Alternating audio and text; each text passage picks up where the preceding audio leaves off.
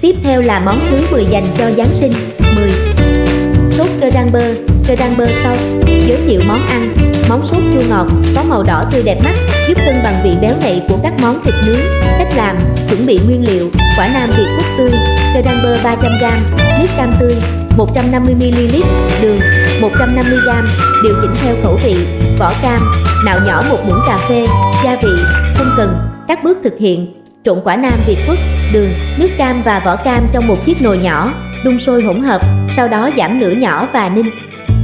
Trong khi ninh, quả nam Việt Quất sẽ nứt ra và giải phóng pectin, giúp hỗn hợp sánh lại.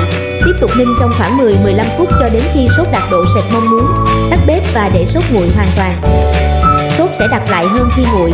Trình bày và thưởng thức: đặt sốt vào một bát nhỏ xinh, trang trí với vài lát cam tươi hoặc một chút lá hương thảo. Dùng lạnh, ăn kèm gà tây hoặc jambon. Những điều lưu ý: không nên nấu quá lâu vì sốt sẽ quá cứng. Nên dùng cam tươi để sốt có hương vị tự nhiên nhất. 10 món ăn cho Giáng sinh đã hoàn thành. Khá mệt nhưng rất thú vị. Hãy cùng thưởng thức nào. Ăn thôi.